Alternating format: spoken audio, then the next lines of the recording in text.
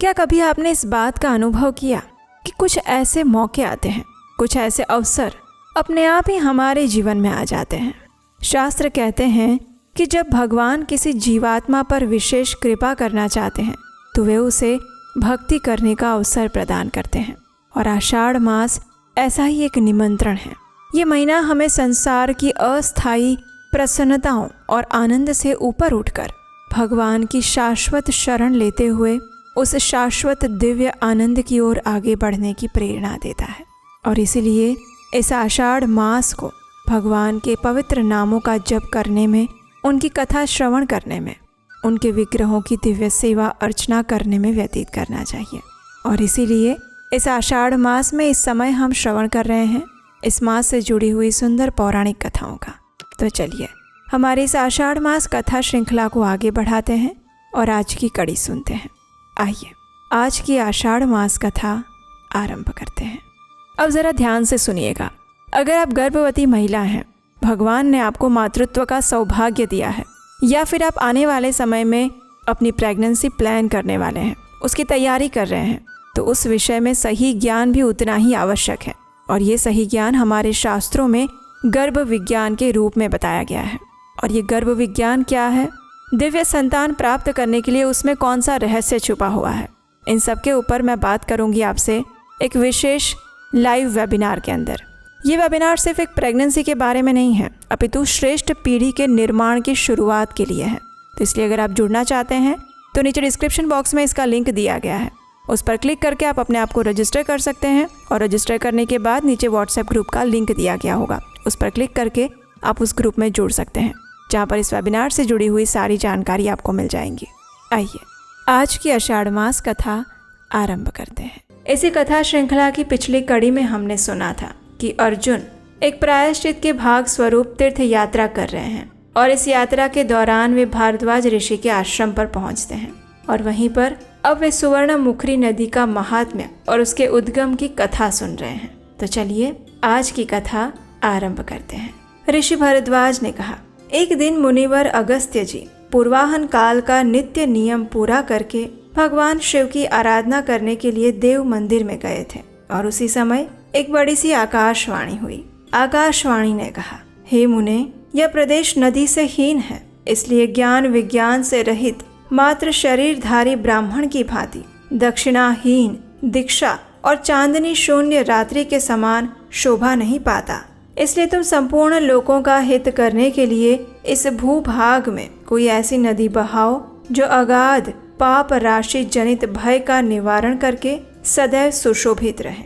हे मुनिवर, देव समुदाय की यही प्रार्थना है जो सबके लिए हितकर है। इसलिए तुम संपूर्ण लोगों का हित करने के लिए इस भूभाग में कोई ऐसी नदी बहाओ जो अगाध पाप राशि जनित भय का निवारण करके सदैव सुशोभित रहे। हे मुनिवर, देव समुदाय की यही प्रार्थना है जो सबके लिए हितकर है। इस आकाशवाणी को सुनकर ब्रह्मर्षि अगस्त्य जी क्षण भर कुछ विचार करने लगे।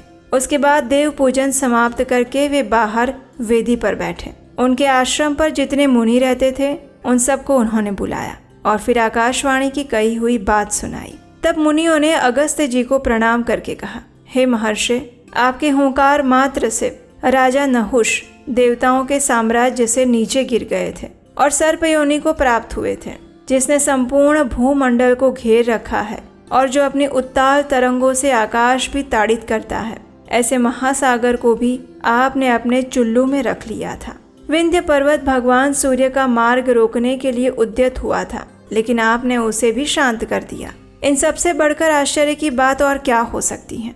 हे महामुने, तीनों लोकों में हम सब लोग कृतार्थ हैं जो कि आपसे सनात होकर आपके इस आश्रम में निवास करते हैं। यह प्रदेश दक्षिण दिशा में वर्णनीय है और समस्त वस्तुओं से परिपूर्ण है, तो भी बहुत दूर दूर तक यहाँ कोई नदी नहीं है, इसलिए ये शोभा नहीं पा रहा है। हे अनघ, कब ऐसा शुभ अवसर प्राप्त होगा जब हम इस देश में आपके द्वारा बहाई हुई किसी महानदी में स्नान करके कृतार्थ का अनुभव करेंगे।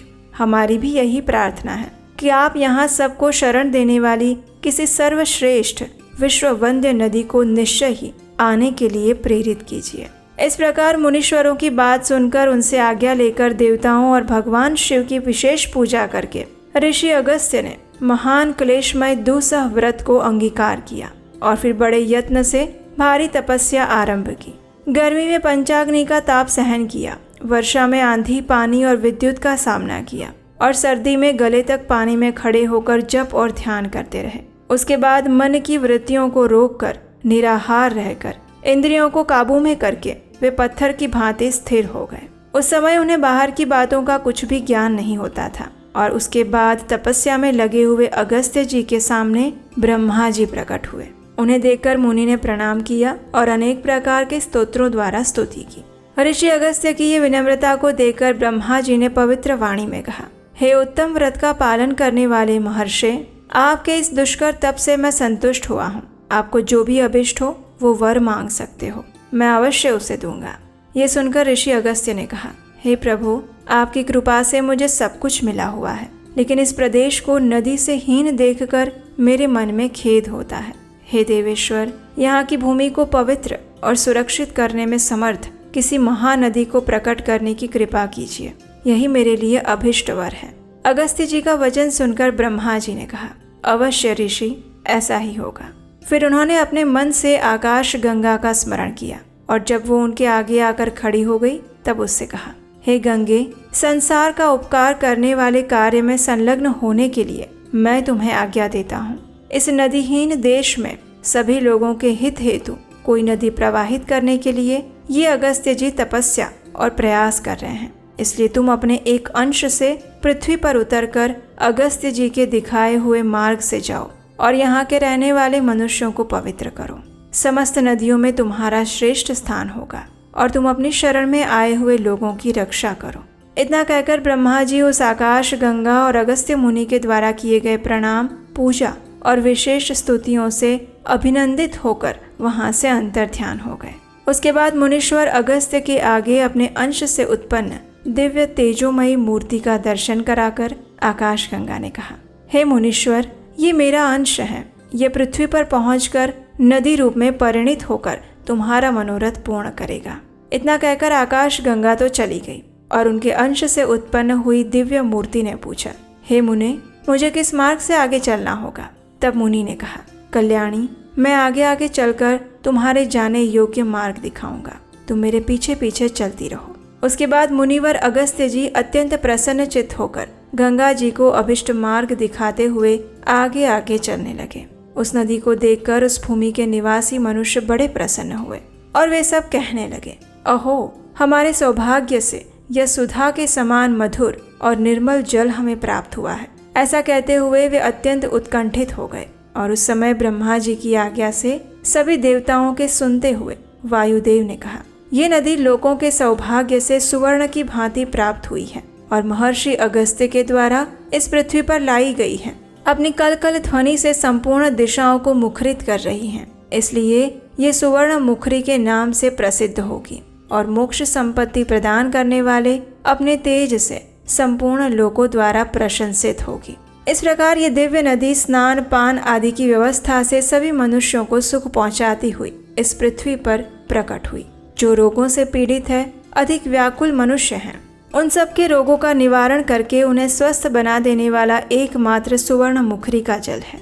इस कथा का समापन करते हुए ऋषि भारद्वाज कहते हैं, हे अर्जुन, वो नदी कीचड़ से रहित, अत्यंत निर्मल, पापनाशक, मंगल युक्त, अत्यंत स्वादिष्ट अमृत के समान जल धारण करती है। अगस्त्य पर्वत से इसकी उत्पत्ति हुई है और उत्तम तीर्थ समूहों से सुशोभित होकर वो दक्षिण समुद्र में जाकर मिलती है। महर्षि अगस्त्य इस नदी का दक्षिण समुद्र से संगम कराकर इसकी स्तुति करके कृतार्थता का अनुभव करते हुए पुनः अपनी इच्छा अनुसार अपने आश्रम पर लौट आए थे।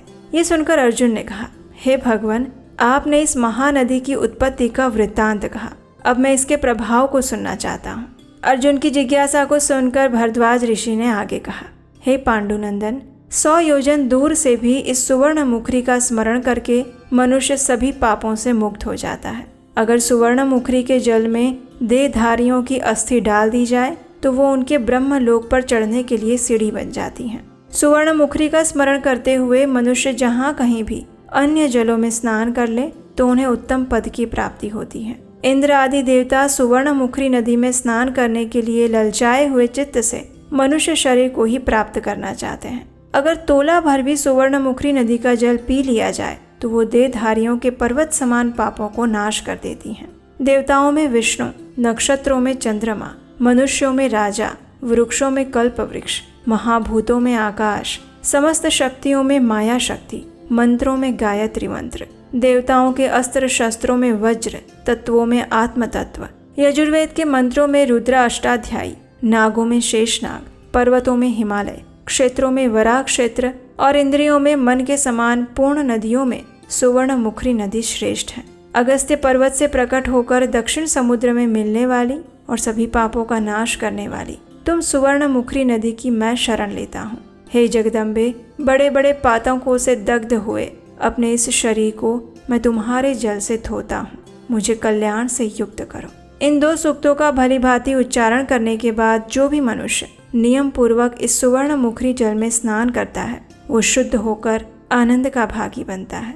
हे कुंती नंदन, चंद्र ग्रहण और सूर्य ग्रहण के समय सुवर्णमुखी के तट पर किया हुआ स्नान दान आदि अनंत फल की प्राप्ति कराने वाला है। संक्रांति, अयन और व्यतिपात के दिन सुवर्णमुखी नदी में किया हुआ स्नान मनुष्य का उद्धार कर देता है।